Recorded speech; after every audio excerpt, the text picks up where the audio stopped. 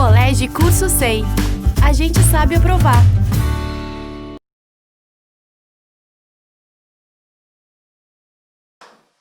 E aí, Léo, tudo bem? Eu vim aqui hoje falar de trovadorismo. Quem está estudando aí para SpaceX já encontrou que no primeiro capítulo da apostila está lá, trovadorismo. O que é o trovadorismo? O trovadorismo é um nome que se dá a um movimento artístico que acontece no período conhecido como Idade Média. Esse período ocorre aí mais ou menos em Portugal, por volta do século XII até o século XV. Estudar trovadorismo é importante para entender as origens da literatura brasileira, que começam lá em Portugal e que vêm, é claro, atravessando até os nossos dias. Então é muito importante que a gente lembre o seguinte: o que você precisa prestar atenção nesses textos? Nesse texto você não vai encontrar o contexto histórico explícito.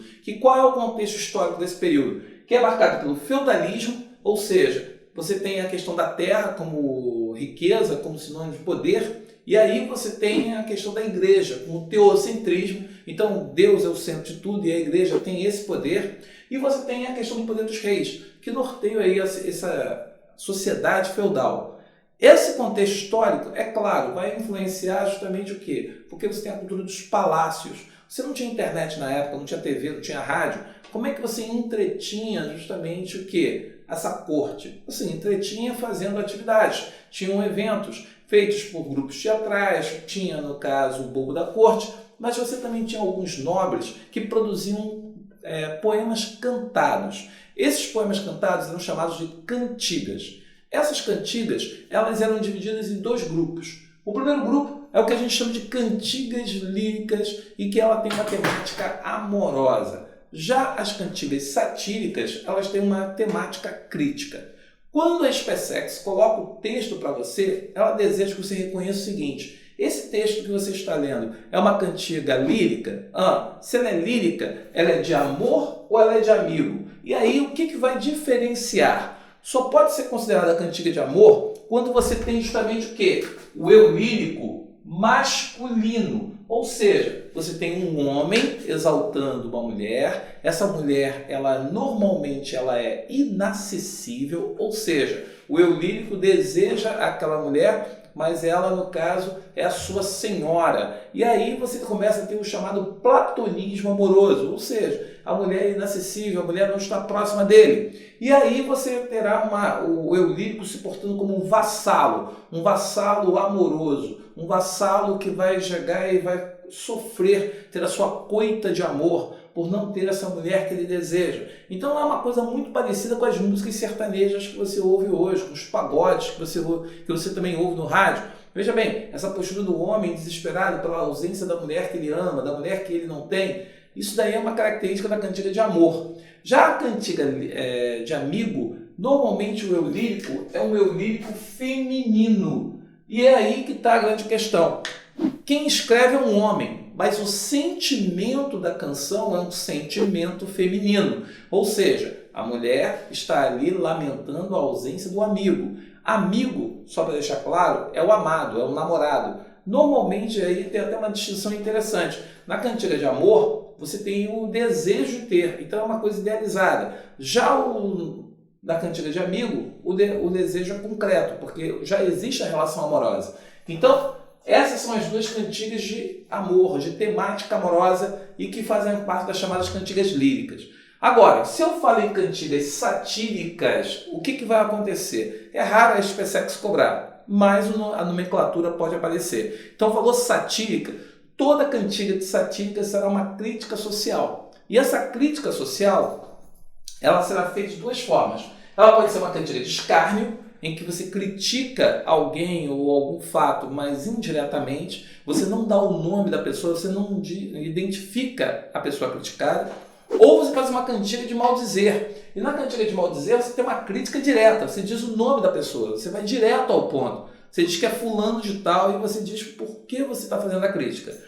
Essas cantigas, elas são muito importantes porque elas estarão inseridas ali nesse primeiro momento aí desse desdobramento e da formação de uma literatura que vai influenciar posteriormente várias outras estéticas. Como eu falei, até os dias de hoje você encontra no Porta dos Fundos fazendo paródia, você encontra vários grupos na internet fazendo comédia e eles usam as técnicas da cantiga satírica, que estava lá na Idade Média e é reproduzido nos dias de hoje. Tudo bem? Agora, a segunda fase medieval, aí que está a grande questão. É o caminho que vai anteceder o humanismo. E aí que está a grande questão. Nessa transição que vai levar ao humanismo, veja bem, a segunda fase medieval ela se caracteriza por uma poesia palaciana. O que tem a ver essa poesia palaciana? Veja bem, as poemas, as cantigas, uma coisa que é essencial e que eu pulei aqui. Nas cantigas eram poesias cantadas, eram poesias que tinham um acompanhamento musical e dança. Então, se as cantigas, a poesia era cantada, tinha sempre um acompanhamento musical, na poesia palaciana isso já não acontece mais. Isso permite que os textos sejam mais elaborados, que os textos sejam melhor construídos. Você vê que a relação amorosa já não é tão distante, já existiu uma relação amorosa do eu lírico masculino.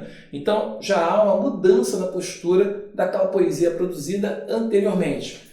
A prosa historiográfica, Fernão Lopes é o grande nome. Ele vai ser o historiador de Portugal. O material que ele produz está até hoje lá na Torre do Tombo, em Portugal.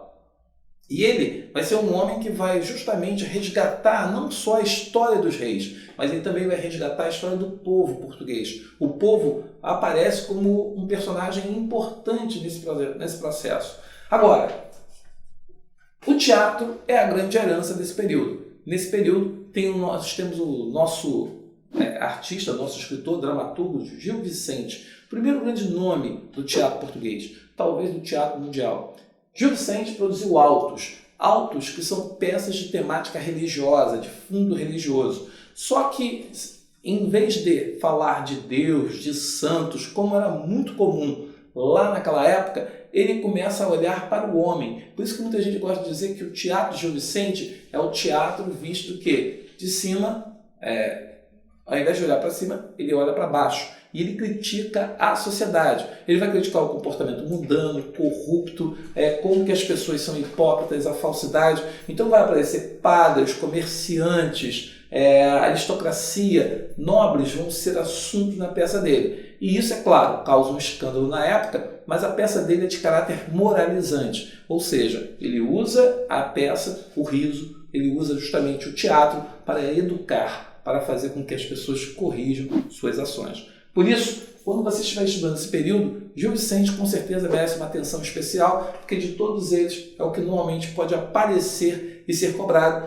E veja bem, também ele escreveu farsas. O que são farsas? São peças de teatro que beiram a comédia, em que ele vai simular situações, ele usa situações marcadas pela contradição, pelo duplo sentido, pela ambiguidade, para poder fazer a crítica. Então, mas o que ficou mesmo e que a gente estuda e a gente encontra em vários processos, em vários livros, é justamente o Alto. O Alto mais famoso dele é o Alto da Barca do Inferno, que é considerado uma obra-prima.